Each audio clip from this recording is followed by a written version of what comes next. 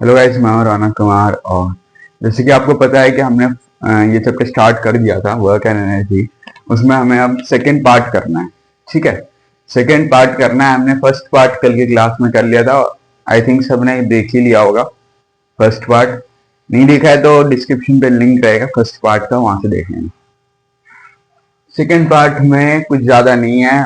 ठीक है, फॉर्मूलाज है, इक्वेशन। एक इक्वेशन मैंने आपको दिखा रखा है कैसे करना है, क्योंकि इस इक्वेशन में मैंने आई थिंक मुझे जब मैंने पूरा चैप्टर देखा इसको कैसे करना है, इस चैप्टर को कैसे फाइंड करना है, तो मैंने एक चीज देखा कि इसमें ज्यादातर तो मल्टीप्लाई हो रहा है और कुछ नहीं है।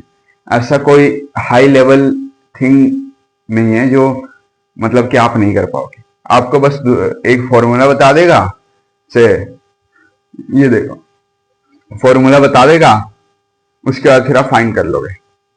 ठीक है, इजी है। जैसे फोर्स का सॉरी वेट का फॉर्मूला बता दिया, फोर्स इंटू स्पीड, तो निकल जाएगा 10 जूल, निकल गया। तो वैसे ही है ये, सॉरी ये वर्क का है, वर्क है, वेट बोल रहा हूं मैं, जैसे वर्क। तो आ जाओ पढ़ते हैं। वर्क जो डन होता है ना अगेंस्ट ग्रेविटी में, उसके बारे में हम पढ़ेंगे। Work done against gravity. जब वर्क डन होता है इन अगेंस्ट ऑफ ग्रेविटी, जो अमाउंट ऑफ वर्क होता है वो equal to the product of the weight. तो वो जो अमाउंट ऑफ वर्क होता है वो इक्वल होता है उसके वेट के प्रोडक्ट से। ठीक है, समझते हैं कैसे है, क्या है। बोला क्या है इन्होंने, जो इनका जो अमाउंट ऑफ वर्क है ना, वर्क वो इक्वल है उसके प्रोडक्ट ऑफ देयर वेट। तो देखो अमाउंट ऑफ वर्क ले लेते हैं,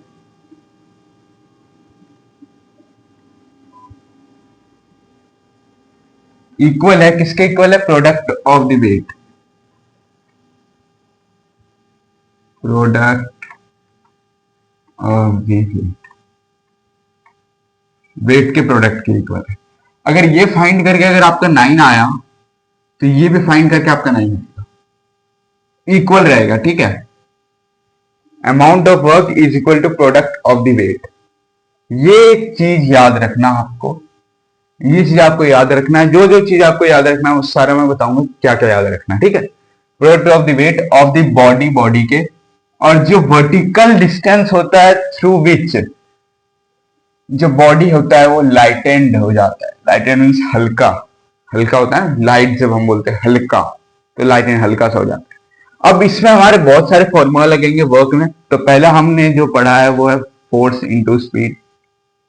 ठीक है, F into S, work is equal to mass into acceleration into speed, work is equal to m into g, gravity है ये। ठीक है, gravity into height, work is equal to weight into height, work का W, weight, height।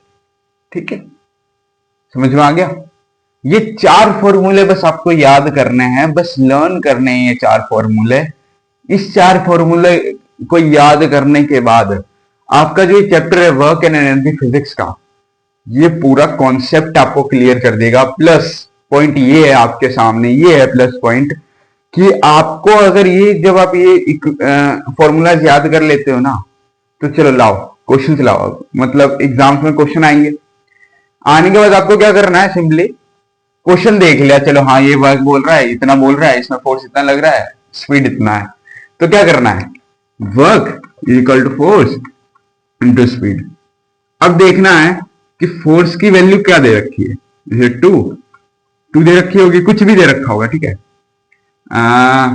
Speed दे रखा होगा 9, तो 18 आ गया, आ गया ना 18।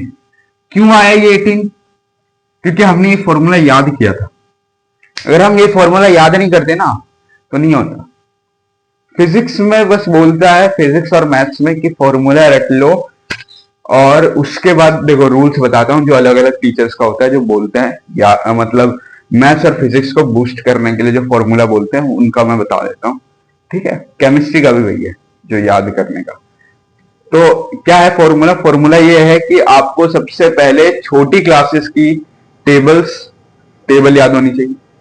सेकेंड थिंग इज दैट आपको वो याद होना, आपको स्क्वायर रूट्स, क्यूब रूट्स सब कुछ याद होना चाहिए। और इतना सब कुछ याद करने के बाद आपको जैसे प्रॉपर्टीज वगैरह याद होनी चाहिए, ठीक है। Okay, the property of triangle क्या है? Half into base into height. अब ये याद आपको जब रहेगा तो हाफ करके आप बेस 4 और हाइट निकलवा लोगे 6, तो काट कूट के निकलवा लोगे ना, 12 हो जाएगा इसका आंसर।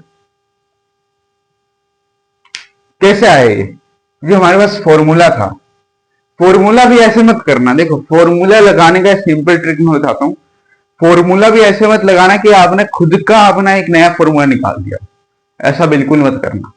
क्यों ना, बेशक आप पीछे देख लेना पेज, या देखो हर एक बुक आपके एनसीईआरटी में तो होता ही होता है, अभी नहीं पता डिलीट कर दिया होगा या नहीं।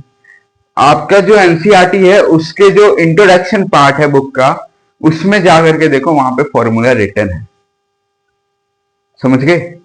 फॉर्मूला वहां पे रिटर्न है, यहां पे फॉर्मूला नहीं है। मतलब फॉर्मूला फिजिक्स में बहुत ज्यादा है, आई नो फिजिक्स में बहुत ज्यादा है फॉर्मूला, रटना भी बहुत ज्यादा पड़ता है इसमें।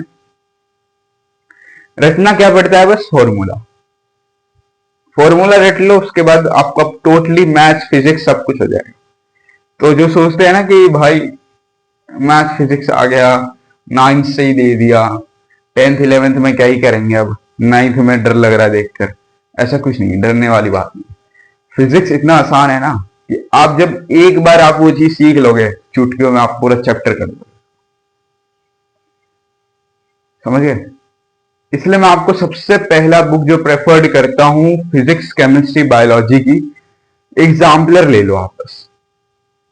एग्जाम्पलर लेने के बाद आई थिंक मैंने देखा बुक में, आपको क्या पता है, बुक में देखा मैंने एग्जाम्पलर में 40 क्वेश्चन है, टोटली 40 से 50 क्वेश्चन है। आप बताओ, अगर आप 40 से 50 क्वेश्चन एक फॉर्मूला में लगाकर करोगे तो आपका प्रैक्टिस होगा या नहीं? 50 क्वेश्चन आपने कर लिया तो एग्जाम में जाकर के आप कर लो। एग्जाम में कितने क्वेश्चन पूछेंगे? 5-6 क्वेश्चन पूछेंगे उसको लेकर, ठीक है। चलो आ जाओ, तो ये हो गया, ये फॉर्मूला लगेगा। एक क्वेश्चन बोला है कि कितना वर्क डन हुआ है एक फोर्स में, 10 न्यूटन का जो फोर्स लगा है, ठीक है, एक मूविंग ऑब्जेक्ट को through a distance of 1 metre, 1 metre के डिस्टेंस से लगाया गया है, तो कितना लगा होगा फोर्स? तो देखो फोर्स 10 न्यूटन का लगा, डिस्टेंस s 1 मीटर, तो हमने फॉर्मूला लगा दिया work into f into s, force into distance लगा दिया, तो work is equal to 10 into 1, और वर्क हमारा आ गया 10 जूल। हम जो लिखते हैं ना वर्क का आंसर, वो जूल में लिखते हैं, वो याद रखना आप, जूल होता है। कोई लिख देगा 10, इसमें देखो अगर ये 2 नंबर का होगा ना तो आपको हो सकता है कि कम मिले, ठीक है, आपको हो सकता है बहुत कम मिले, जैसे 1 नंबर मिल जाए। टीचर्स काट लेते हैं नंबर, जूल लिखने का ही काट लेते हैं, लेकिन इसलिए जूल लिखना है, ठीक है। इतना पूरा कर लिया आपने तो जूल लिखने में क्या जा रहा है, 2 मिनट जूल लिख लेना। तो ये था आपका पूरा सेकंड पार्ट। थर्ड पार्ट बहुत जल्द क्लास में आ जाएगा, ठीक है। मैंने आपको कल की क्लास में बोला था कि आज आ जाएगा, तो अब कल की क्लास में हो सकता है आ जाए।